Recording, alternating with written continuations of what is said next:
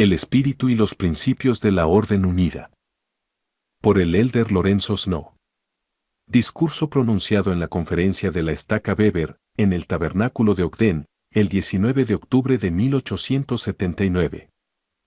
Como base para algunos comentarios esta mañana, leeré el versículo 18 de la Revelación que comienza en la página 337 del Libro de Doctrina y Convenios. Por tanto, si algún hombre toma de la abundancia que he hecho, y no da parte de su porción, conforme a la ley de mi evangelio, a los pobres y necesitados, con los impíos levantará los ojos en el infierno, estando en tormento. También leeré unos versículos contenidos en el mismo libro, en la página 234, comenzando en el versículo 3, que muestran lo que se requiere de cada hombre en su mayordomía. Yo, el Señor, los he designado y ordenado para ser mayordomos sobre las revelaciones y mandamientos que les he dado, y que en lo futuro les daré, y pediré cuenta de esta mayordomía en el día del juicio. Por tanto, les he designado, y este es su deber en la Iglesia de Dios, gestionar estos asuntos y los asuntos relacionados. Por tanto, les doy un mandamiento de que no entreguen estas cosas a la Iglesia ni al mundo. No obstante, en la medida en que reciban más de lo que es necesario para sus necesidades y deseos, será dado en mi almacén, y los beneficios serán consagrados a los habitantes de Sión y a sus generaciones, en la medida en que se conviertan en herederos conforme a las leyes del reino. He aquí, esto es lo que el Señor requiere de cada hombre en su mayordomía, tal como yo, el Señor, he designado o en lo futuro designe a algún hombre. Y he aquí, ninguno está exento de esta ley que pertenece a la Iglesia del Dios viviente. Sí, ni el obispo, ni el agente que guarda el almacén del Señor, ni aquel que ha sido designado en una mayordomía sobre cosas temporales. El corto tiempo que ocuparé esta mañana deseo hablar de manera que sea para nuestra edificación y mejoramiento mutuo en aquellas cosas que atañen a nuestra salvación. Para ello, solicito la fe y las oraciones de todos aquellos que creen en buscar al Señor para recibir instrucción e inteligencia. Debemos darnos cuenta de la relación que mantenemos con el Señor nuestro Dios y la peculiar posición que ocupamos.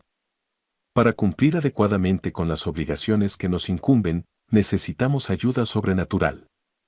La religión que hemos adoptado exige una conducta que ninguna otra religión conocida demanda de sus seguidores. Y la naturaleza de esas exigencias es tal que ninguna persona puede cumplirlas sin recibir ayuda del Todopoderoso. Es esencial que comprendamos, al menos en parte, las grandes e importantes bendiciones que recibiremos al cumplir con los requisitos de la religión o evangelio que hemos aceptado. Los sacrificios que se nos exigen son de tal magnitud que ningún hombre o mujer podría llevarlos a cabo sin ser asistido por un poder sobrenatural.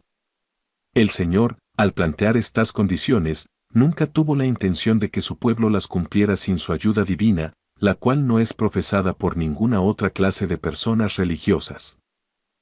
Él ha prometido esa ayuda.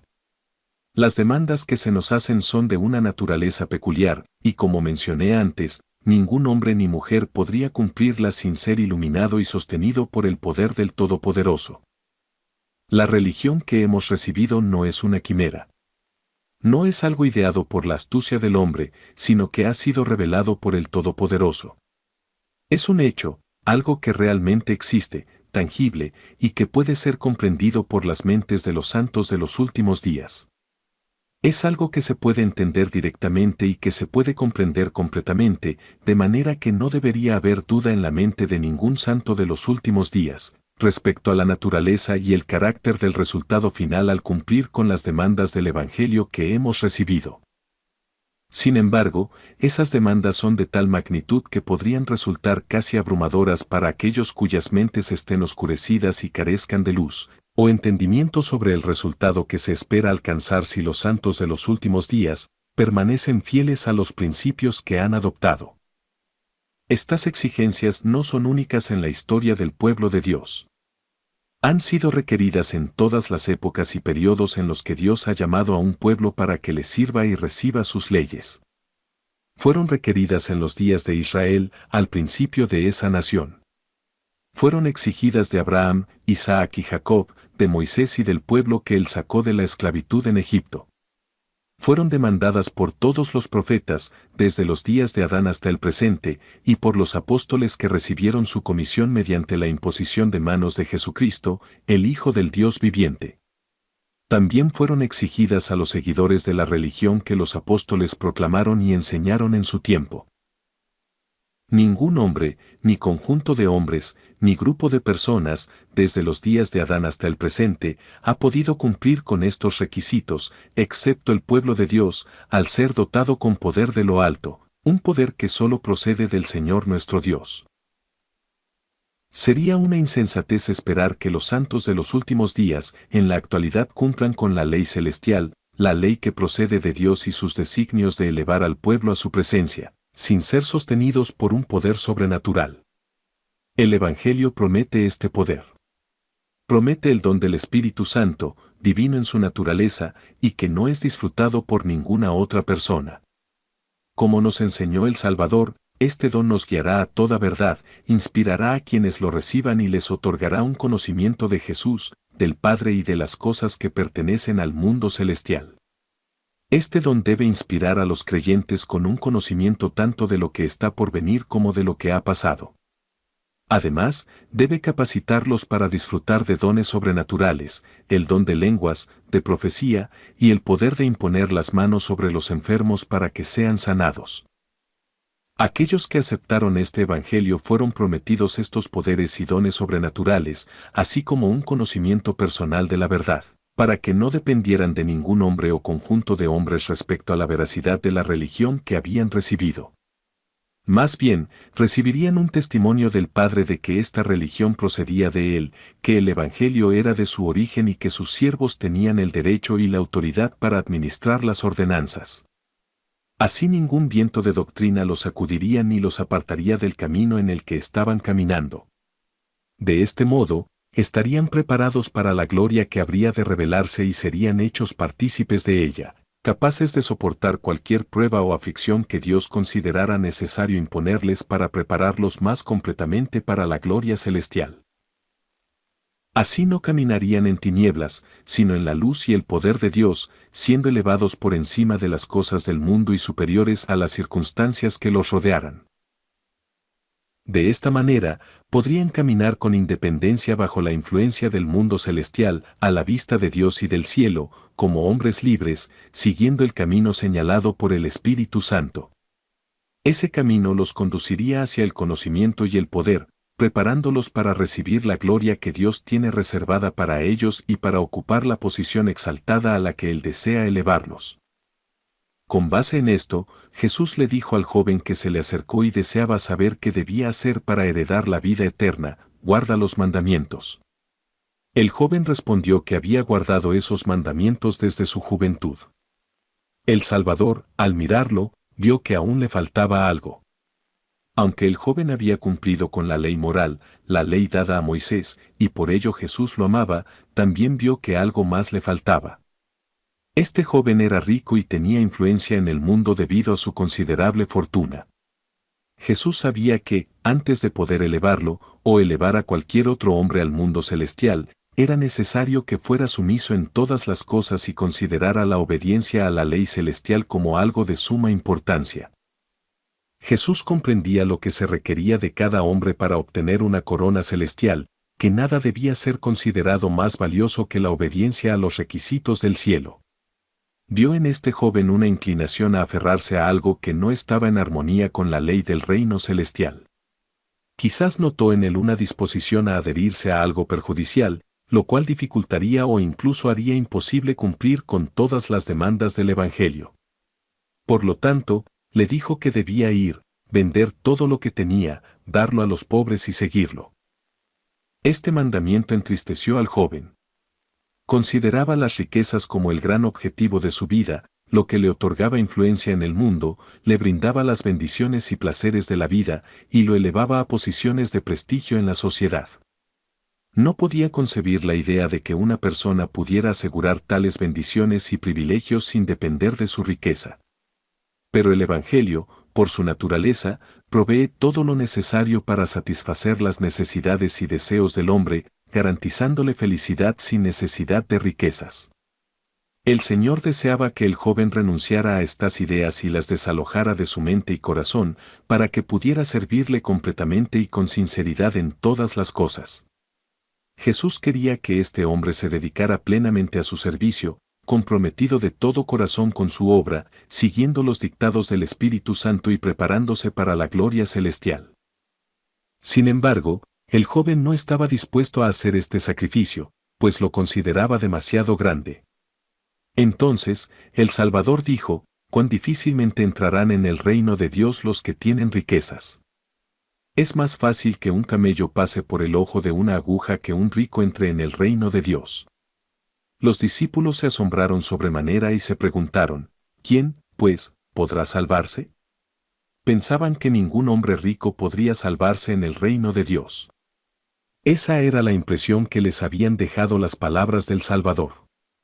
Pero Jesús respondió: «Para los hombres es imposible, pero no para Dios, porque para Dios todo es posible».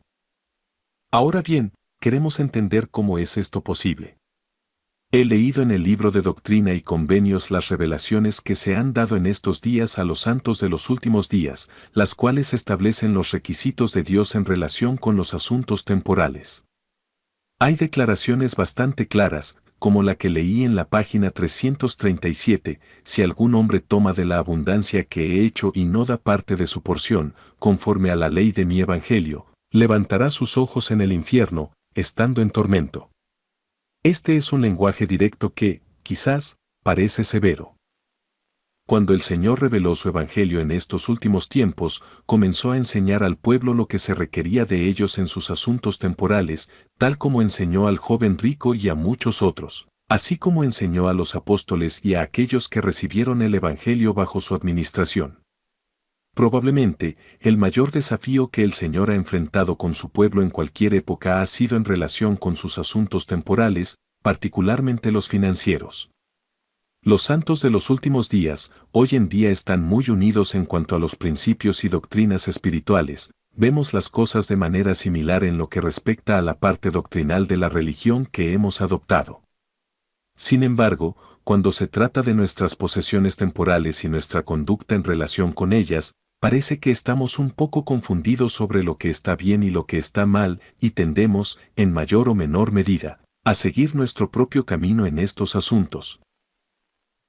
Es como en los días de los jueces, cuando cada hombre hacía lo que le parecía correcto ante sus propios ojos. Parecemos olvidar que el Señor ha señalado claramente nuestros deberes, y que hay un librito, el libro de Doctrina y Convenios, que Dios ha dado por revelación directa respecto a estos asuntos, el cual deberíamos seguir. A veces, nos enfocamos en las muchas cosas buenas que hacemos y, tal vez, pensamos que por estos buenos actos somos excusables de no preocuparnos por otras cosas que no estamos cumpliendo. Al dar sus revelaciones sobre estos asuntos, el Señor escogió a ciertos individuos y los hizo ejemplos para los santos, deseando que los observaran y siguieran su ejemplo. Al principio, el Señor no pretendió llamar a todo el pueblo de una sola vez para decirles qué hacer en relación con estos asuntos temporales, porque eran muy ignorantes y, en cierto grado, codiciosos. En marzo de 1830, un mes antes de la organización de esta iglesia, el Señor comenzó a establecer principios que debían guiar a su pueblo en todos sus asuntos temporales. Se estableció una base, como un faro que brilla en un lugar oscuro, para que cada santo de los últimos días pudiera mirar hacia ella y discernir lo que se requeriría de ellos.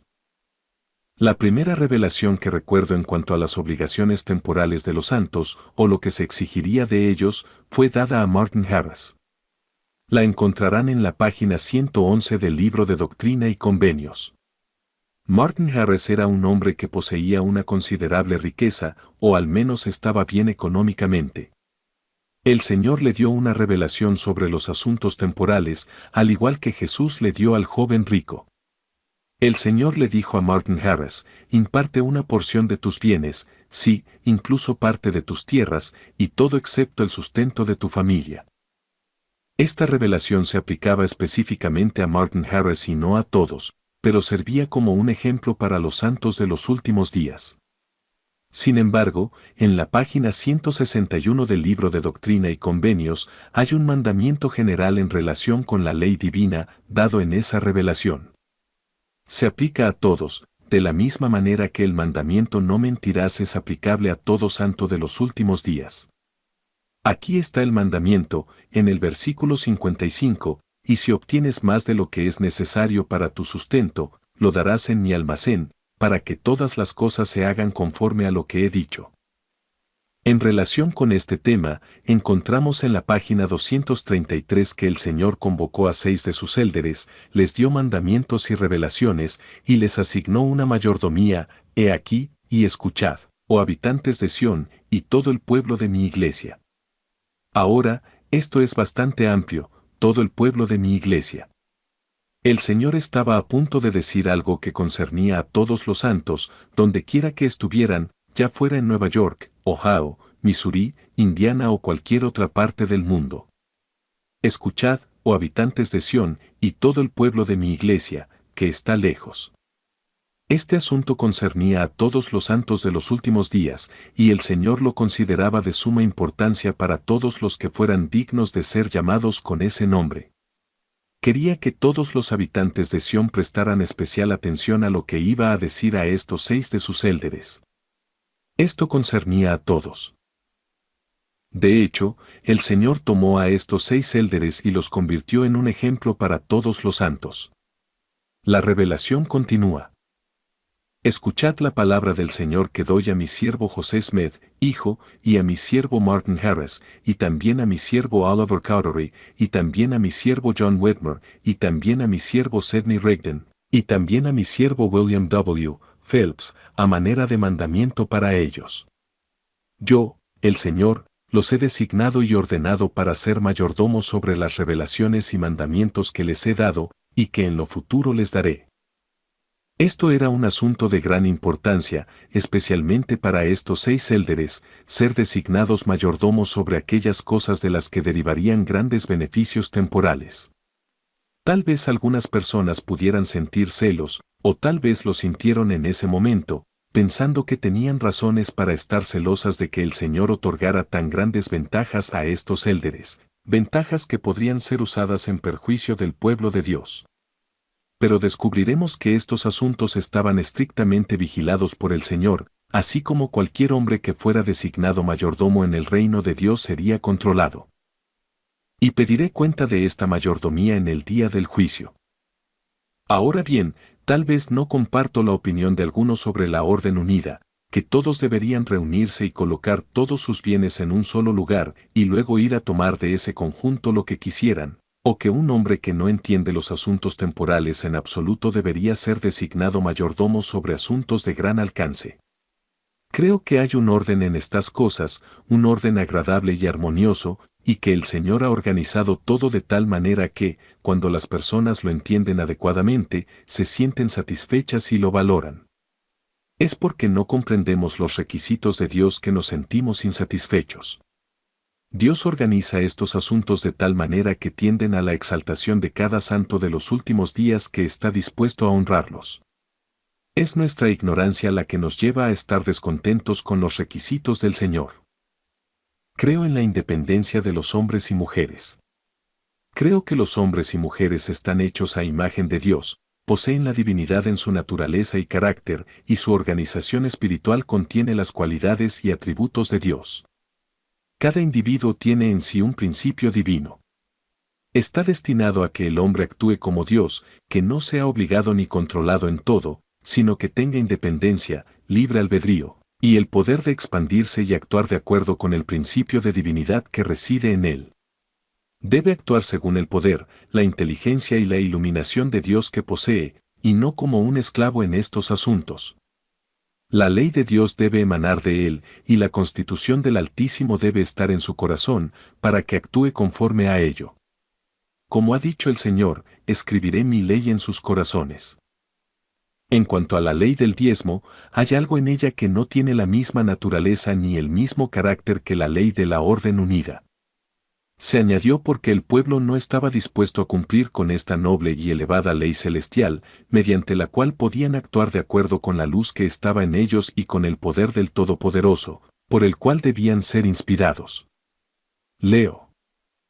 Por tanto, les he designado, y este es su deber en la Iglesia de Dios, gestionar estos asuntos y los relacionados. Por tanto, les doy un mandamiento de que no entreguen estas cosas a la Iglesia, ni al mundo. Ahora, se diseñó que estos 6 hombres fueran a construir casas lujosas y se expandieran obteniendo inmensos tesoros de la tierra sin tener en cuenta sus obligaciones hacia otras personas. Se les dio una gran libertad, pero también se les hizo responsables ante el Señor. Te doy esta libertad para que la ejerzas, pero recuerda, eres responsable, y pediré cuenta de tu mayordomía en el día del juicio. Algunos de estos élderes habían visto a Dios y habían hablado con él cara a cara, y los ángeles habían impuesto sus manos sobre sus cabezas. Sabían que había un Dios en el cielo. Esto les fue confirmado por el poder del Todopoderoso y por la aparición de ángeles que les hablaron como un hombre habla con otro. Ahora bien, cuando consideramos lo que el Señor dijo a estos hombres, que estaban tan iluminados y que tuvieron esta experiencia maravillosa, vemos que se requería que cada hombre fuera cuidadoso en cómo actuaba en relación con los asuntos temporales que le fueron encomendados. Sin embargo, en la medida en que reciban más de lo que es necesario para sus necesidades y deseos, será dado en mi almacén. Aquí es donde estaban limitados. Sin embargo, incluso en este asunto, se les dejaba actuar según su propio juicio y filantropía, la cual debía estar iluminada. Pero su filantropía sería la filantropía de Dios, y su inteligencia, la inteligencia del cielo. Y los beneficios serán consagrados a los habitantes de Sión y a sus generaciones en la medida en que se conviertan en herederos conforme a las leyes del reino. Esto es lo que el Señor requiere de cada hombre en su mayordomía, tal como yo, el Señor, he designado o en lo futuro designe a algún hombre. Y he aquí, ninguno está exento de esta ley que pertenece a la Iglesia del Dios viviente. Esta ley debe continuar mientras exista la salvación. Nunca ha sido derogada. La ley del diezmo no puede derogar esta ley. La ley del diezmo es una ley inferior, y fue dada por Dios. Pero la ley del diezmo no nos impide obedecer una ley superior, la ley de la unión celestial en asuntos terrenales. El hecho de que no nos sintamos satisfechos simplemente al obedecer la ley del diezmo demuestra que es una ley inferior. ¿Te sientes justificado simplemente al obedecer la ley del diezmo? Entonces, ¿por qué contribuyes para nuestros templos, para traer gente de los países antiguos, y para otros fines, de miles de maneras, después de haber cumplido adecuadamente con la ley del diezmo? El hecho de que hagas estas cosas demuestra que no te sientes satisfecho solo con cumplir la ley del diezmo. Al hacer estas contribuciones, estás actuando como Dios te diseñó para actuar, a través de la luz del Espíritu Santo que está en ti. Ahora bien, esta ley está claramente delineada, y el Señor la ha hecho tan clara que está decidido a que ningún hombre la malinterprete. Cuando habla, lo hace de manera que no puede haber disputa. No se contenta con decirlo una sola vez, lo repite 2 o 3 veces, de modo que no pueda haber malentendido en cuanto a su voluntad respecto a esta ley de que un hombre debe dar todo, excepto lo que necesite para su sustento, al almacén del Señor. La observancia de esta ley es lo que él dice que se requiere de cada hombre en su mayordomía. De modo que, si los santos de los últimos días son nombrados para una mayordomía o están dispuestos a actuar como mayordomos ante el Señor, esta ley está en vigor y deben observarla. Creo que muchos caminan en el espíritu de esta ley hasta cierto punto y, sin duda, han cumplido con ella de una manera que los justifica ante Dios.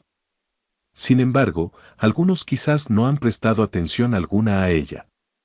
Algunos ignoran estos principios tanto que se vuelven avaros y codiciosos, acumulando bienes para ellos y sus familias, almacenando lo que consideran necesario para el presente y para generaciones futuras, mientras a su alrededor hay angustia, y miles de santos en Europa y otras partes que gimen en pobreza, bajo la mano de la tiranía, sin saber de dónde obtendrán su próxima comida.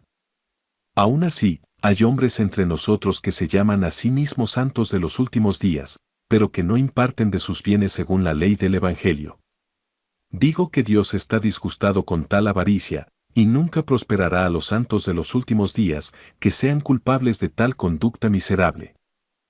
En cuanto a la ley del diezmo, esta se aplica tanto a los pobres como a los ricos y en algunos aspectos parece actuar de manera desigual. Por ejemplo, hay una viuda cuyo ingreso es de $10, paga uno como diezmo y luego debe recurrir al obispo para su sustento. En cambio, un hombre rico con un ingreso de $100,000 paga 10,000 como diezmo, quedándole 90,000, que no necesita, mientras que la viuda pobre requiere mucho más de lo que tenía antes de cumplir con la ley del diezmo. Ahora bien, ¿cuál sería la aplicación de la ley celestial? Si la viuda no tiene suficiente para su sustento, la ley celestial, o la ley de la orden unida, no exige nada de ella. Sin embargo, el hombre rico, con sus $90,000 restantes, sigue aumentando sus riquezas, paga completamente su diezmo, pero ignora por completo la ley de la mayordomía o la ley de la unión temporal. No puedo creer que un santo de los últimos días esté justificado al ignorar la ley superior. Como hemos leído, he aquí, ninguno está exento de esta ley que pertenece a la iglesia del Dios viviente. No hay un hombre dentro del alcance de mi voz que esté exento de esta ley, ni lo estará hasta que Jesús, el Hijo de Dios, venga en las nubes del cielo para poner todas las cosas en su lugar. Sí, ni el obispo, ni el agente que guarda el almacén del Señor, ni aquel que ha sido designado en una mayordomía sobre cosas temporales. Esto se aplica a los obispos que informaron ayer y a todo santo de los últimos días. Estamos bajo esta ley y debemos actuar en el espíritu de la misma, de acuerdo con la luz de Dios que está en nosotros. Además, en la página 275 leemos: es deber del escriba del Señor, a quien él ha designado, llevar una historia y un registro general de la iglesia de todas las cosas que suceden en Sión, y de todos aquellos que consagran propiedades y reciben herencias legalmente del obispo, también de su forma de vida, su fe y obras, y de todos los apóstatas que apostatan después de recibir sus herencias. Es contrario a la voluntad y mandamiento de Dios que aquellos que no reciben su herencia por consagración, de acuerdo con su ley que Él ha dado, para diezmar a su pueblo y prepararlos contra el día de venganza y de fuego, tengan sus nombres inscritos entre el pueblo de Dios. Esto podría parecer un lenguaje bastante fuerte, pero es una revelación de Dios en la cual profesamos creer. Tampoco se debe guardar su genealogía, ni encontrarse en ninguno de los registros o historia de la Iglesia. Sus nombres no se encontrarán, ni los nombres de sus padres, ni los nombres de los hijos escritos en el libro de la ley de Dios, dice el Señor de los ejércitos. Es decir, aquellos que no estaban dispuestos a cumplir con la ley de la mayordomía y la consagración serían privados de estas bendiciones. Esto sigue siendo válido hoy en día, como lo ha sido desde los días de Adán en relación con estos asuntos. Cuando el Señor estableció esta iglesia, estaba muy ansioso por llevar al pueblo a este orden de cosas. Encontramos unas 13 revelaciones en el libro de Doctrina y Convenios que explican estos principios de la orden unida, la ley de consagración y mayordomía. Los hombres debían tener su mayordomía, poseer propiedades, pero debían tenerlas como siervos de Dios, no como propiedades propias, sino como mayordomos de esas propiedades, después de haberlas consagrado al Señor y recibirlas según sus habilidades para gestionarlas conforme a los dones que Dios les había dado en los asuntos temporales. Si un hombre era capaz de gestionar mercancías por un valor de $100,000, sería apropiado que se le hiciera mayordomo de esa cantidad. Si un hombre no era capaz de gestionar asuntos de gran magnitud, sería impropio asignarle una responsabilidad tan grande. Pero cada hombre recibiría una mayordomía en proporción a su capacidad para supervisarla para el bien común. Para evitar malentendidos, el Señor nos da más información sobre estos asuntos en la página 237 del libro de Doctrina y Convenios. El Señor hizo un gran esfuerzo para manifestar su voluntad respecto a estos principios. Llamó a 7, 8 o 9 élderes y los designó como mayordomos sobre propiedades y varios departamentos de negocios, y luego les explicó cómo debían actuar. Debían trabajar de acuerdo con esta ley, que se encuentra en la página 343 del libro de Doctrina y Convenios. Y todo el dinero que recibáis en vuestras mayordomías, al mejorar las propiedades que os he designado, en casas, tierras, ganado, o en todas las cosas, excepto los escritos sagrados y santos, que he reservado para mí con propósitos sagrados y santos, será depositado en el tesoro tan pronto como recibáis dinero, sea por cientos, 50, 20, 10 o 5. O, en otras palabras, si alguno de vosotros obtiene $5, que los deposite en el tesoro, o si obtiene 10, 20, 50 o 100, que haga lo mismo. Y no diga ninguno de vosotros que es suyo, porque no será llamado suyo, ni ninguna parte de ello. Y no se usará ninguna parte de ello, ni se sacará del tesoro, sino por la voz y consentimiento común del orden. Esto hacía las cosas bastante seguras. Tal vez no fuera tan agradable, a menos que las personas pudieran comprender todo el plan de esta orden en asuntos temporales, donde los hombres dedicaban su excedente de esta manera. Pero con la parte adicional que leemos más adelante, estarían perfectamente satisfechos. Ahora, podemos concebir fácilmente que, con una vasta población de santos actuando bajo esta ley celestial, se acumularía un inmenso tesoro con el tiempo. Para evitar malentendidos respecto a esta propiedad y su uso, entre aquellos que han contribuido o donado sus bienes, el Señor ha dejado claro el asunto al dar las siguientes instrucciones. Y no se usará ninguna parte de ello, ni se sacará del tesoro, sino por la voz y consentimiento común del orden. Y esta será la voz y consentimiento común del orden, que cualquier hombre entre vosotros diga al tesorero, necesito esto para ayudarme en mi mayordomía. Si es $5, o si es $10, o 20, o 50, o 100, el tesorero le dará la suma que requiera para ayudarlo en su mayordomía. Imaginen un pueblo entero iluminado por los principios del cielo, lleno del Espíritu de Dios, con entendimiento y filantropía. Cada hombre buscaría el interés de su prójimo, con la vista puesta únicamente en la gloria de Dios, y pondría sus medios en el tesoro del Señor. Ningún hombre diría que algo le pertenece, sino que actuaría como un mayordomo ante Dios. Esto formaría una columna de fortaleza financiera, un sublime cuadro de unión santa y fraternidad, capaz de afrontar las emergencias más extremas. Así, cuando a un hombre le sobreviniera algún infortunio, como la quema de su propiedad o dificultades en su negocio, podría acudir al tesorero y decir, necesito una cierta cantidad para ayudarme en mi mayordomía. ¿No he gestionado los asuntos de mi mayordomía con sabiduría? ¿No pueden confiar en mí? ¿He malgastado alguna vez los medios que se me han confiado?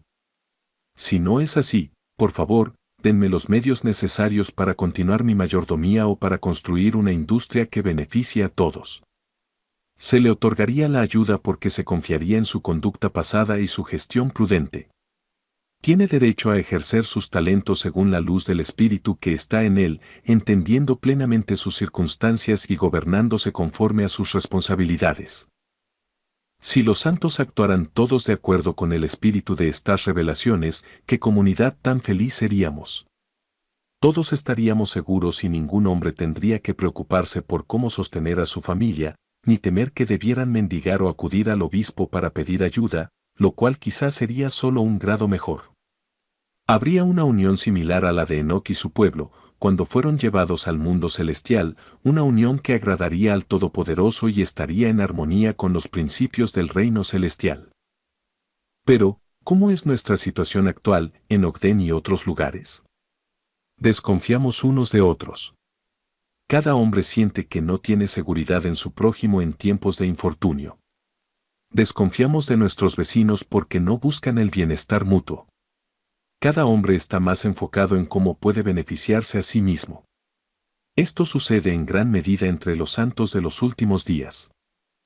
La Orden Unida fue dada en 1831 a 1832, ordenándose la consagración de propiedades.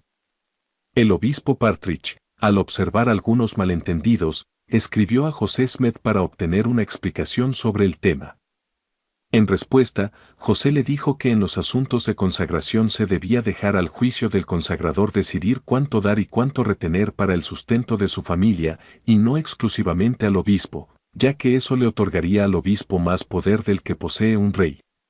Debía haber un entendimiento mutuo, de lo contrario, se debía recurrir a un consejo de 12 sumos sacerdotes.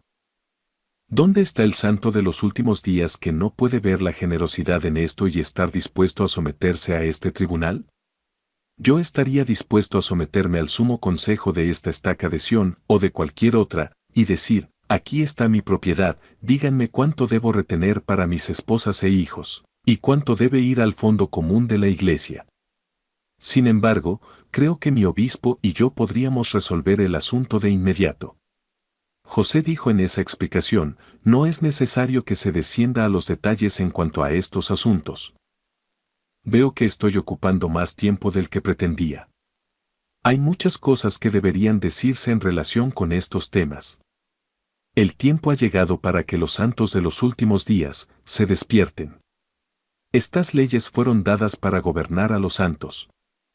Aquellos que no las obedecieron fueron expulsados y han sufrido desde entonces. Hemos sido acosados desde el principio hasta el día de hoy, y temo que lo seguiremos siendo hasta que nos conformemos a esta ley y estemos dispuestos a que Dios gobierne nuestros asuntos temporales. Ahora diré, que cada hombre que ocupa una posición oficial, a quien Dios ha otorgado su santo y divino sacerdocio, reflexione sobre lo que el Salvador dijo a los 12 apóstoles justo antes de regresar a la presencia de su Padre, apacienta mis ovejas. El Salvador les repetía esto hasta que se entristecieron, pero él insistía, apacienta mis ovejas. Es decir, dedícate completamente a mi causa. Estas personas en el mundo son mis hermanos y hermanas. Mi corazón está puesto en ellos. Cuida de mi pueblo. Apacienta mi rebaño. Ve y predica el Evangelio. Yo te recompensaré por todos tus sacrificios. No pienses que puedes hacer un sacrificio demasiado grande al llevar a cabo esta obra. Con fervor en su corazón, los llamaba a realizar esta obra. Y ahora, hago un llamado a todos los que poseen este sacerdocio, a los oficiales presidentes de esta estaca, a los obispos y al sumo consejo, para que vayan y apacienten el rebaño. Interésense por ellos. ¿Alguna vez han perdido un hijo y han sentido el dolor de la separación? Transfieran un poco de ese profundo sentimiento hacia los intereses de los santos sobre los cuales han sido llamados a presidir y en cuyo bienestar han recibido el santo sacerdocio. Trabajen por ellos, no limiten sus pensamientos y sentimientos solo a su propio beneficio personal. Entonces, Dios les dará revelación tras revelación, les inspirará y les enseñará cómo asegurar los intereses de los santos en cuanto a su bienestar temporal y espiritual. Que Dios los bendiga, en el nombre de Jesús. Amén. Resumen. El discurso trata sobre la orden unida, un principio revelado a los santos de los últimos días, para manejar sus posesiones temporales según las leyes de Dios. Snow comienza su discurso citando revelaciones de doctrina y convenios que enfatizan la responsabilidad de compartir las bendiciones materiales con los pobres y administrar las posesiones temporales de acuerdo con los principios del Evangelio. Resalta que la religión que han adoptado los santos de los últimos días requiere sacrificios y comportamientos exigentes que no pueden ser cumplidos sin la ayuda del Todopoderoso. También señala que los principios de consagración y mayordomía han sido parte del trato de Dios con su pueblo desde los tiempos de Adán, y que los santos de los últimos días deben vivir según estos principios hoy en día. Snow destaca que aunque muchos aceptan las doctrinas espirituales, enfrentan dificultades al aplicar los principios del Evangelio en cuanto a sus propiedades temporales. Cita ejemplos como el de Martin Harris, que fue llamado a dar una gran parte de sus bienes a la Iglesia, y aclara que la ley de consagración, aunque difícil, no ha sido derogada. Insiste en que el propósito de la ley es garantizar que las bendiciones temporales se compartan de manera justa entre todos, creando una comunidad solidaria donde los miembros se apoyen mutuamente. Snow concluye llamando a los líderes del sacerdocio a cuidar de los miembros como un pastor cuida de su rebaño y les insta a que no busquen únicamente su propio engrandecimiento. El discurso de Lorenzo Snow se enmarca en una época de la Iglesia donde la Orden Unida todavía se discutía como un principio relevante, aunque muchos no lo practicaban completamente. Este principio implica una consagración de bienes y propiedades a la Iglesia para ser distribuidos equitativamente entre los miembros, a fin de ayudar a los necesitados y edificar la comunidad. Snow pone de relieve la dificultad que las personas enfrentan para separar sus posesiones materiales de sus deseos personales y enfatiza que, sin la ayuda de Dios, cumplir con la ley celestial es imposible. Uno de los temas más fuertes en este discurso es la necesidad de obediencia y sacrificio. Snow insiste en que la verdadera religión demanda sacrificios que a menudo pueden ser difíciles de comprender desde una perspectiva humana, como fue el caso del joven rico en el Nuevo Testamento.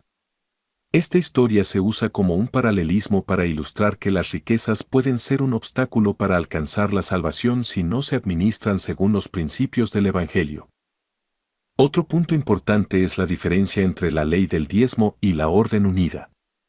Mientras que la ley del diezmo es una ley más simple y accesible para todos, Snow explica que es una ley inferior comparada con la de la orden unida, que demanda una entrega mayor. La ley de la consagración busca llevar a los santos a un nivel más alto de unión y fraternidad, al compartir sus bienes para el bien común. En términos de liderazgo, Snow enfatiza que los líderes del sacerdocio deben pastorear a su rebaño con el mismo fervor que Cristo instruyó a sus apóstoles, con un enfoque en el bienestar de sus hermanos y hermanas en la fe, y no en sus propios intereses o deseos personales. Esto refuerza la necesidad de servicio desinteresado y cuidado pastoral en la Iglesia. El discurso de Lorenzo Snow sobre la Orden Unida es un llamado a los santos de los últimos días a vivir según las leyes más elevadas del Evangelio, administrando sus bienes temporales bajo los principios de consagración y mayordomía. Snow destaca la dificultad de este principio, pero también la importancia de obtener ayuda divina para cumplirlo. El propósito de la ley no es solo ordenar las propiedades temporales, sino también llevar a los santos a una unión más profunda, basada en la justicia y el compartir mutuo. El discurso es un recordatorio de que, aunque el enfoque en los asuntos temporales es necesario, la verdadera salvación proviene de sacrificar el deseo de aferrarse a las riquezas y dedicarse plenamente al servicio de Dios. La Orden Unida no es simplemente un mandato de entregar bienes, sino un principio celestial que busca crear una comunidad donde todos se ayuden y apoyen mutuamente. Snow concluye que el liderazgo en la Iglesia debe basarse en este principio de servicio desinteresado, siguiendo el ejemplo de Cristo como el pastor que cuida de su rebaño. En última instancia, Snow nos invita a reflexionar sobre nuestra relación con los bienes materiales y cómo nuestra disposición a compartir con los demás refleja nuestra verdadera devoción a los principios del Evangelio. El mensaje de Snow sigue siendo relevante hoy en día, al recordar a los santos que la espiritualidad y la temporalidad no están separadas, sino que deben armonizarse bajo las leyes de Dios para obtener la salvación.